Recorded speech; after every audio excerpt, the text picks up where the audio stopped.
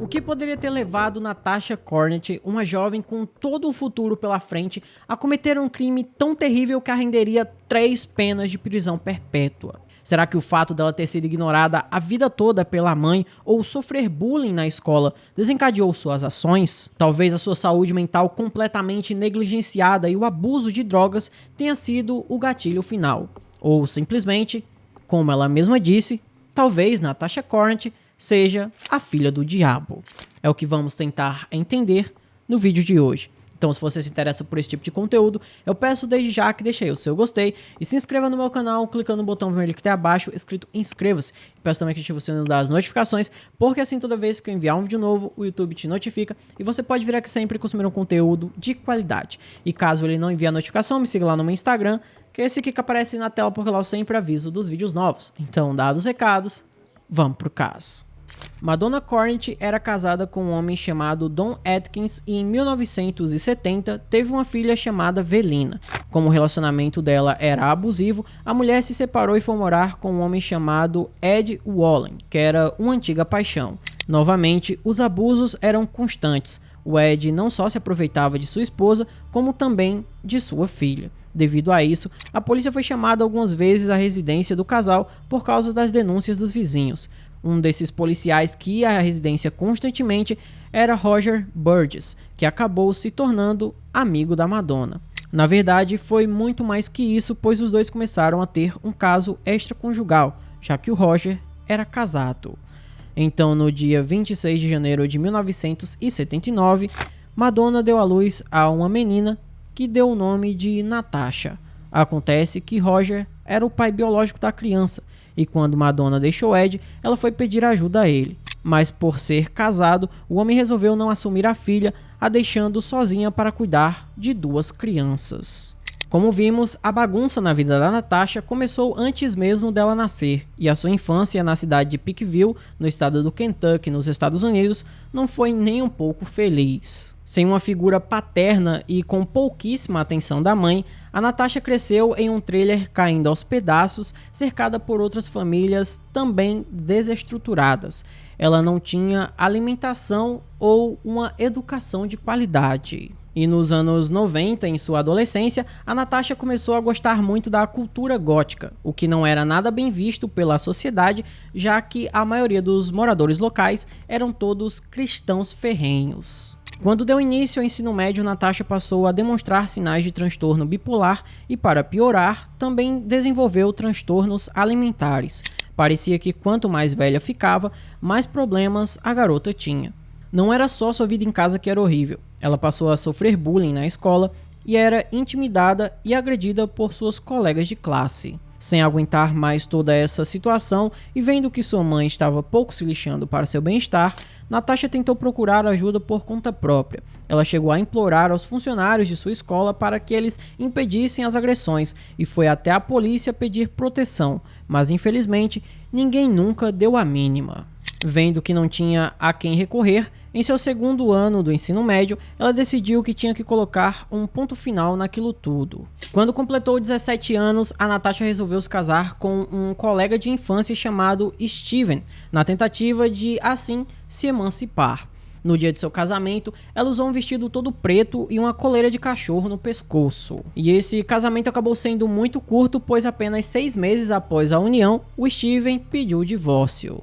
Após se divorciar, a Natasha ficou completamente desesperada, pois a última opção que ela tinha era voltar para a casa da mãe. E foi aí que ela se afundou de vez em uma espiral de emoções negativas. Ela começou a beber diariamente e passou a usar drogas muito pesadas, além de fazer cortes em si mesma. Foi nessa época que Natasha encontrou um grupo de jovens que tinham pensamentos iguais aos dela, ou pelo menos acreditavam nas mesmas coisas, pois esse pessoal praticava o satanismo. Acontece que alguns desses membros acreditavam ser a encarnação de entidades demoníacas e, devido a isso, costumavam se juntar para praticar rituais ocultistas. Esse grupo era composto por Karen Howell, de 17 anos, Joseph Risner, de 20 anos, Jason Blake Bryant, de 14, Joseph Mullis, de 19 e Crystal Hannah Sturgill, de 18 anos. Não demorou muito para Natasha se tornar a líder deles, e nesse momento ela finalmente havia encontrado um ambiente onde era o centro das atenções. Aliás, foi ela quem teve a ideia de apresentar aos seus novos amigos o livro de São Cipriano.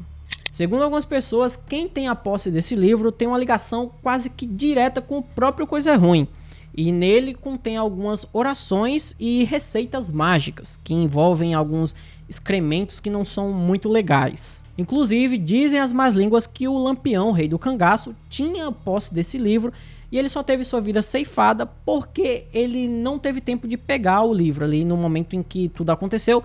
Ele não estava com o livro em suas mãos e por isso ele teve a vida ceifada, porque dizem que quando você tem contato ali com as orações, você se torna praticamente imortal. Mas isso não tem muito a ver aqui com o caso, então vamos continuar com a história.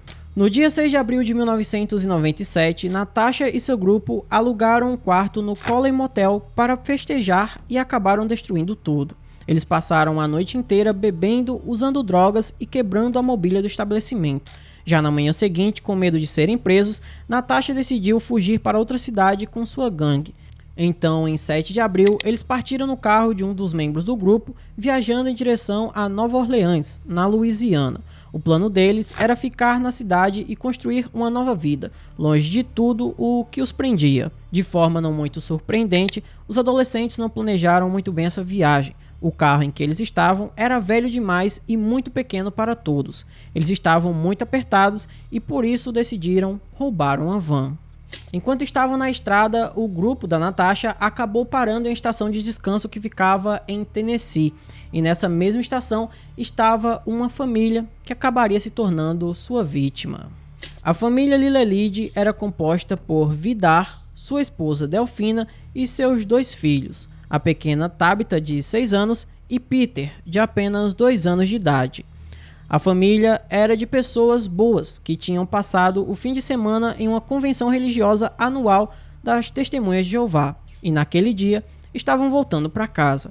Porém, quando Vidar viu o grupo de adolescentes góticos chegando no estacionamento, ele tentou conversar com eles, pensando que poderia convertê-los, e isso foi suficiente para que algo completamente impensável acontecesse.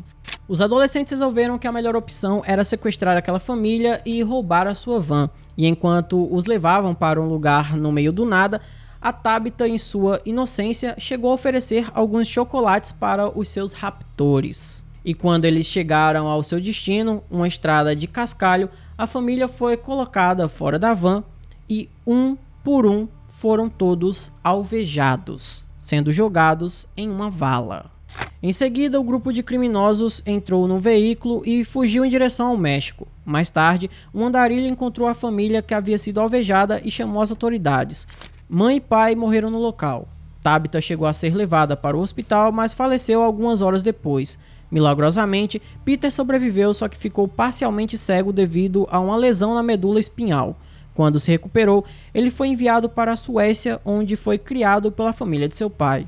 Por sua vez, os criminosos foram pegos rapidamente. Eles nem tentaram encobrir muito os seus rastros. Quando foram presos, Natasha chamou muita atenção da mídia ao se proclamar a filha de Satanás. Ela até se gabou, dizendo que seu nome, ao contrário, era a Satã, e afirmou que o próprio demônio a ajudaria a vencer as acusações e que em breve estaria livre.